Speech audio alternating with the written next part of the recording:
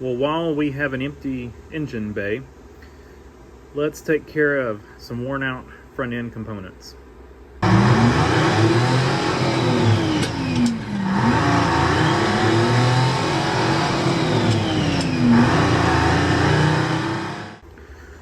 All right, so we did the official front end rebuild of, and just kind of gave it a coating of rust. It's that Rust-Oleum rust converter stuff. Then followed up with some satin black. It's a little glossier than I would want, but I think it'll dull over time. And so we did that mainly just to kill any rust. And I've been stepping in and out of here, so I've tracked some dirt and stuff on it, but that's the dirtiness you see here. But yeah, I mean, it is what it is. I got a little bit of overspray. Well, I guess not worry about that. You know, on the rubber pieces there, but it's fine.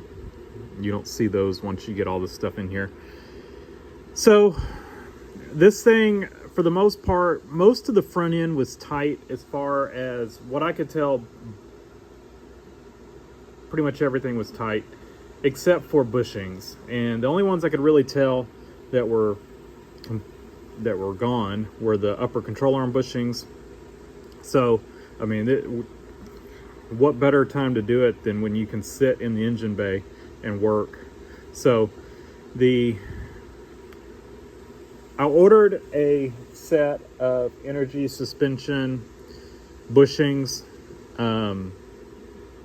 I'll show you those real quick. Okay, so here's the set, just if you're curious. Now, the issue I ran into is, keep in mind, I am on a time crunch here as far as having time to work on this thing. Not a time crunch to get it done, just it's been 9 months, I guess, since I initially tore this thing down, and I just have not had time to work on it. I've been super busy. So I started trying to do these. Now, what you do on these poly bushings is you reuse the metal insert from your old bushings. So I started trying to, I think it was on a different one. Maybe it was this one. I started trying to get the rubber out of this one, and I fought with it for about an hour. And I was like, you know what? I don't have the time to do this. And so I gave up. I'll save it, and I'll save the bushings, and maybe one day when I've got time, I'll work on this. I may just throw these in a fire and let it just burn out or something. If you've got a way to easily get these out, I was trying to press them out and they would not press out. I mean, I did everything trying to press these out. I thought they'd be super easy, and they started pressing out and they were leaving rubber on the outside edge. I was trying to find something that was perfect diameter, but this thing just was fighting me, and I just was like, screw it, and ordered some Moog upper and lower control arm bushings and threw those in there, because you know they come with the metal inserts. I wish the energy suspension ones did, but they're probably making these for several different years or something, and different models, you know, and this will fit a bunch of different ones, but maybe the metal part's different. I don't really know, but I decided it wasn't worth my effort. And at least, I'm not going to say that, I didn't have the time to fight with these. And so yeah, if you've got an easy way to do that, like I said, I tried pressing them out, you know, with a spacer that fit perfectly in there, you know, perfect diameter to fit inside of here, and it just was not working. Like I said, I think maybe burning them is probably the way to go, but y'all let me know. So what we did is we put Moog upper and lower control arm bushings in. Actually had to buy a tool to press in the top ones. Maybe you could somehow do it on a press, I don't know, but ended up just buying the tool to do it, because you know, who doesn't like a project that you get to buy new tools for. So I've now got a control arm bushing press. The lower ones I used you know, my normal press to just pop the old ones out, pop the new ones in. And while I had the control arms off, I went ahead and put new ball joints on. Only reason, they were tight, but the boots were just shot on them. Let me turn the light on. So the upper ones are from the factory. They have rivets, and so, you know, aftermarket ones you just bolt in. So these are bolted in, and the of course, new boots with the new ball joints. Like I said, the only reason I did is because the boots were just completely shot on them. As far as the tie rods, all that stuff, I just left it because the boots are kind of still there. I know that guy's not looking the best, but it is still working and it's not loose, so left it.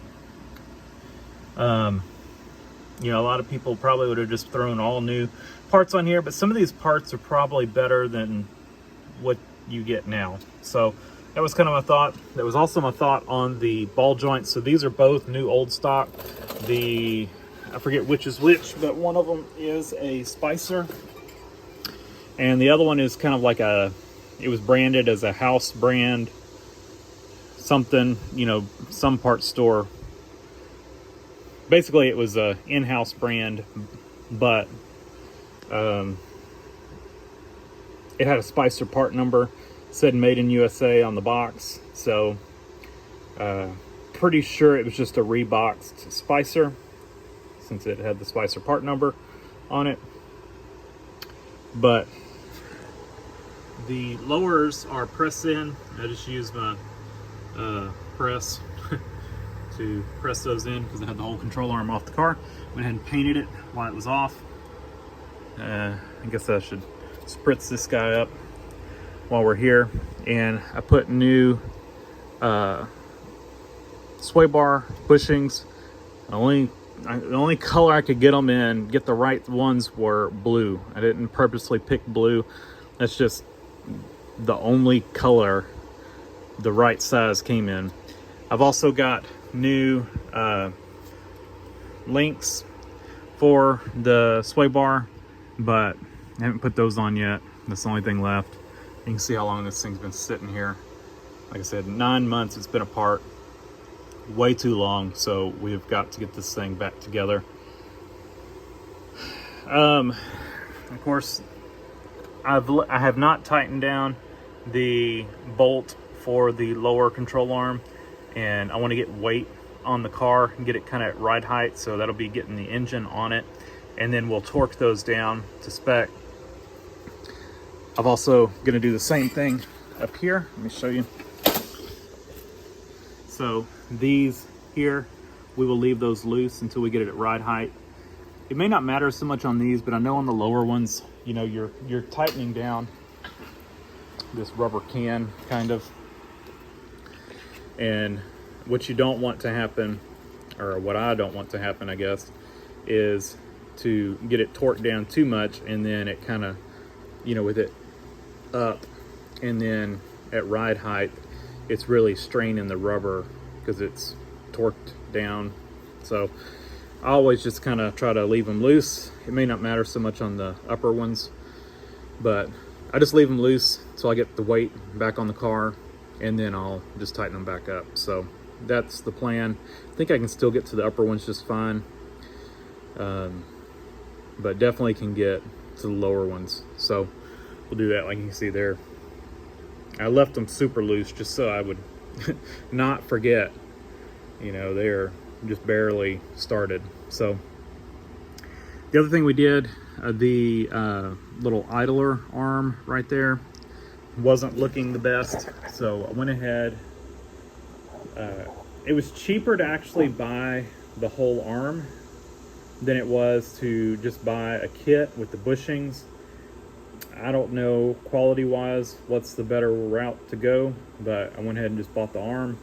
It was also the easier way to do it, but I do have the old arm, and I guess I'll keep it, and if that one ends up being junk, I'll buy a kit and rebuild the original one. Y'all saw that I rebuilt that rag joint there. The other thing I also did, I had ordered all new power steering and Hydro Boost lines for our trip, so I went ahead and just threw all those new lines on, because it was much easier to do it now than it is to do it, you know, with the engine in the car. I think I also mentioned I resealed the steering gearbox, and by reseal I mean just the input seal and the output seal, and that was it. I bought a whole kit for it, but that's the only seals I replaced. That's as far as I went into it. I think it was seeping out of the input seal, if I recall correctly. I think I mentioned that in a previous video. I don't know, but yeah. And then the bushings right here, the strut rod, whatever you want to call it, that bushing there, the only way I could get it was poly, so ordered that, and that is this right here, in case you're wanting to know. Forward strut rod bushings. So put those on, and we had already put new shocks on it, so it's got new shocks still. Yeah, that's pretty much it. Like, of course I did both sides on all the bushings and ball joints. Figure I would at least show you the tool I got. Yeah, this was pretty much the cheapest with decent reviews on Amazon. And this just slips in there, and then slips in there behind it, and then this slips over the outside of it. And took a little damage because the control arm is not completely flat where this has to sit. So, and then press them in, press them out. Yeah, it did its job, and so I guess I can't complain about it.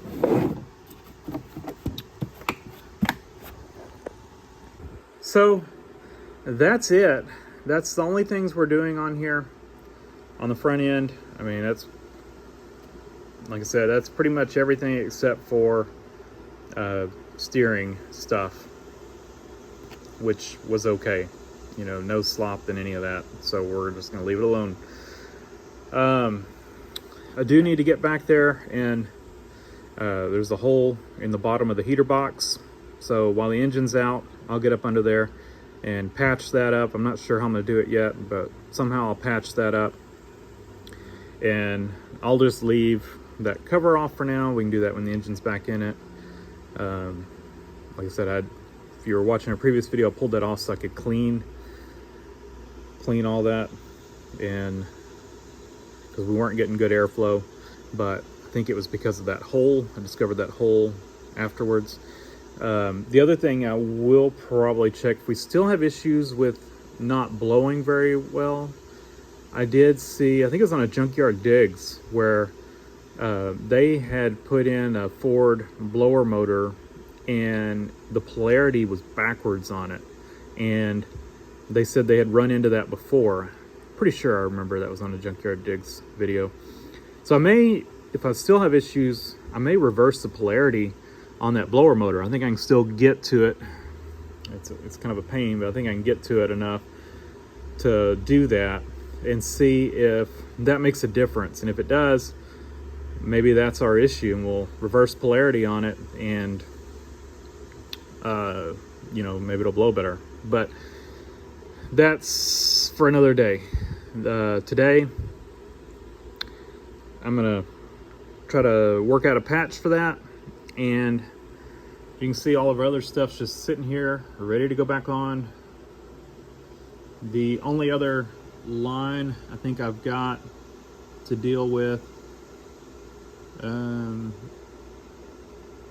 thought there was a return line. I think there's a return line that I need to replace, just a rubber return line.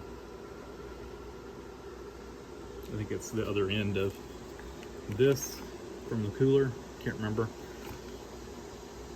The other thing, here's one other thing I was going to mention. So the original line, this line right here, comes from the gearbox.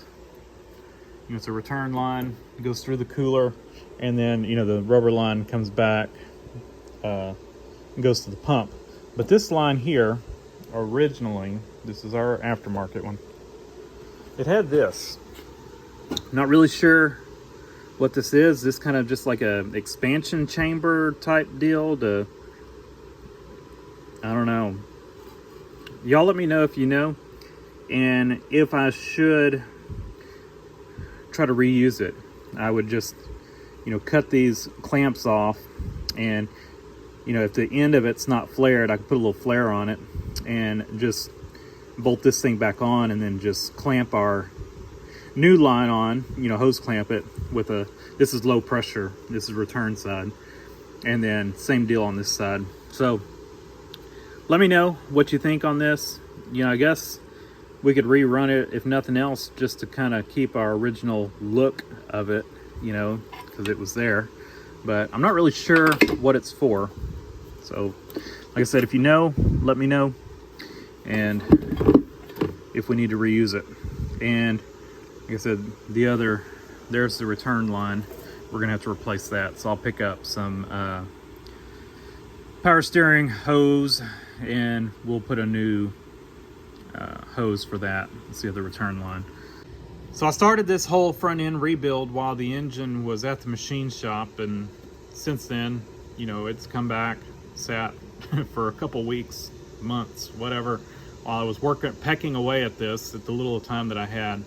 Got all this done, and in a future video, y'all will see me put the engine back together. A little foreshadowing, I guess. I've already got it back together, but I needed to wrap up this video to give that to y'all before we start the engine reassembly. So I don't know, you may have, if you paid attention to this video, you may have seen a short little snippet of the engine over on the stand.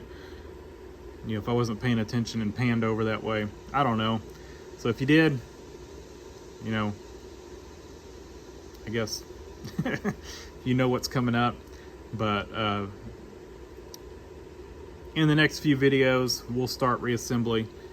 I just wanted to kind of get this one knocked out before we started on that. So since I started this before I started the engine. So all right, thanks for watching. Leave a comment down below. Again, I think I've asked for several comments. That power steering hose, the getting the rubber out of those metal parts of the bushings, let me know those in the comments. Really would like to know. And yeah, oh, one quick thing. These are our tie rod end links. Now I think I will reuse the maybe the bolts and the sleeve out of our original ones, because for whatever reason these bolts and the sleeves are longer than stock. So I think I'm just going to use the rubber parts of these, and maybe the washers, maybe not even the washers, and just reuse my old bolts. They were fine, and the sleeves were fine. This is a Southern Texas vehicle. You know, there's really no problem with the original ones, other than the bushings were just completely shot. I don't know. Somewhere I've got the original ones. I've got several boxes of parts. So anyway, we'll probably just use, like I said, we'll just use the rubber and put them all back together. So again, thanks for watching. Leave a comment down below, hit the like button, and subscribe for more.